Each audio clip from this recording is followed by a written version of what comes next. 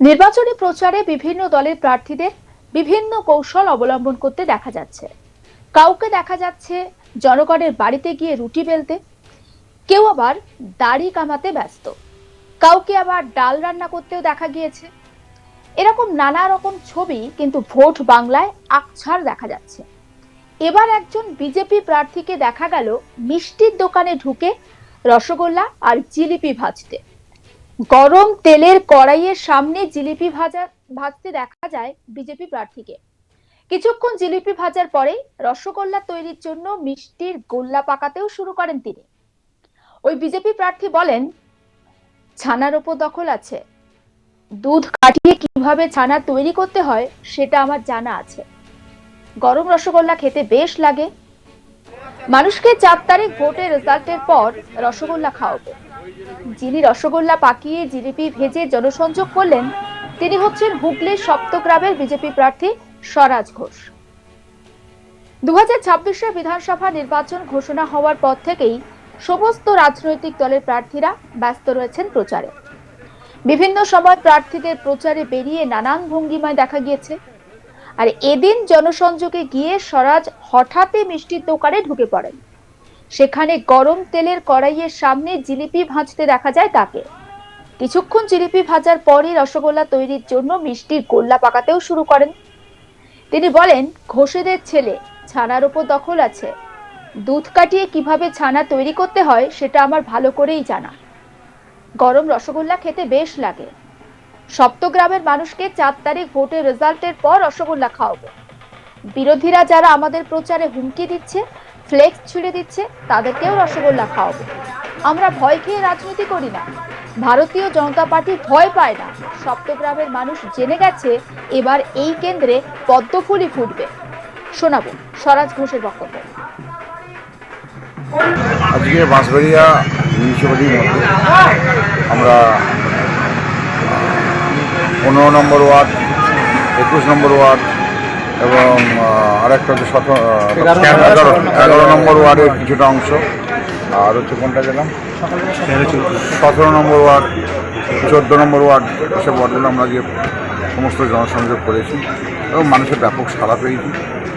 মানুষ যেভাবে বাড়ি থেকে বেরিয়ে আসছে এবং বেরিয়ে আসার সাথে ভারতীয় জনতা পার্টিকে সমর্থন করছে হাত তুলে, তাতে বোঝা যাচ্ছে সপ্তগ্রাম বিধানসভা ভারতীয় জনতা পার্টি দিচ্ছে এবং ভারতীয় জনতা পার্টি এই সপ্তগ্রামের পরিবর্তন চাই, এটা নিশ্চিত। কিছু মহিলারা তো ভোটের বিষয় নিয়ে আপনাকে বললেন, ওনাদের এক দুজনের জুরিডিকশন আইনত কিছু জটিলতা আছে, সেই জটিলতার ব্যাপারে আমাকে জিজ্ঞাসা করছিলেন। তাদেরগুলো আমরা যা কথা বলেছি, আমাদের যারা কার্যকর্তা আছে সেই সমস্ত জটিলতা কাটিয়ে দেবেন। প্রচারের শেষে দেখা যাচ্ছে ছানা গোলা করতে আর রসগোল্লা গোলা করতে আর ইমনিটি বাঁচতে কি ঘোষেদের ছেলে, হ্যাঁ, দুধের উপরে দখল আছে, ছানার উপরে দখল আছে, জানি কীভাবে দুধটা কাটিয়ে ছানা হয় আর ছানা থেকে কীভাবে মিষ্টান্ন তৈরি হয় সেটা জানা আছে। তাই ইচ্ছা গেল যে এখানে করি রসগোল্লা পাকাই। রসগোল্লা, গরম রসগোল্লা খেতে খুব ভালো লাগে। রসগোল্লা সপ্তগ্রামের মানুষকে, যেহেতু ঘোষেদের ছেলে, 4 তারিখে রসগোল্লা সবাইকে খাওয়াবো, নিশ্চিত থাকুন। আর বিরোধী যারা এখানে দাপাচ্ছে, ফ্লেক্স ছিঁড়ে দিচ্ছে, যারা আমাদের প্রচারের জিনিসপত্র যারা প্রচার করছে, তাদেরকে যারা ধমকে দিচ্ছে, হুমকি দিচ্ছে, তাদেরকেও আমি রসগোল্লা খাওয়াবো 4 তারিখে। চিন্তা করবেন না, কারণ ভারতীয় জনতা পার্টি কর্মীরা কেউ কাউকে ভয় পায় না। আমরা ভয় খেয়ে রাজনীতি করি না, আমরা মানুষের সাথে আছি, মানুষকে নিয়ে চলবো।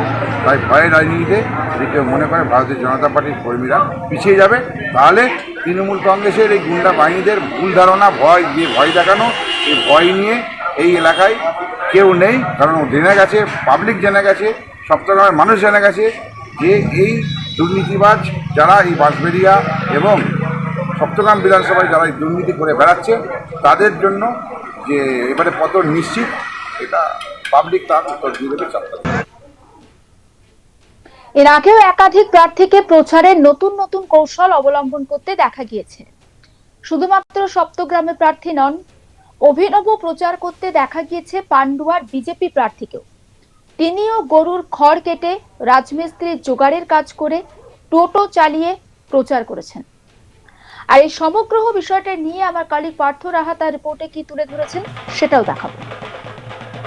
প্রচারে বেরিয়ে এবার রসগোল্লা পাকালেন এবং জিলিপি ভাজতে দেখা গেল বিজেপি প্রার্থীকে। মানুষের সাথে জনসংযোগ, সেই জনসংযোগ চলছে। যত ভোট এগিয়ে আসছে তত কিন্তু প্রার্থীদের হাতে যে প্রচার, সেই প্রচারের সময় কমছে। তাই এক মুহূর্ত নষ্ট করতে চাইছেন না কোনো প্রার্থী। সকাল থেকে বেরিয়ে পড়ছেন জনসংযোগে, কখনো কোনো মহল্লায় ঢুকছেন, কখনো গ্রামে মানুষের সাথে কথা বলছে, তাদের অভাব অভিযোগ শুনছেন, আবার কখনো পায়ে হাত দিয়ে প্রণাম করতেও দেখা যাচ্ছে প্রার্থীদের। এবার বিজেপির যিনি সপ্তগ্রামের প্রার্থী স্বরাজ ঘোষ, তাকে দেখা গেল সরাসরি প্রচারে বেরিয়ে সরাসরি মিষ্টির দোকানে ঢুকে যেতে এবং রসগোল্লা পাকাতে। তিনি রসগোল্লা পাকালেন এবং উনুনের সামনে বসেই জিলিপি পাকিয়ে জিলিপি ভাজলেন।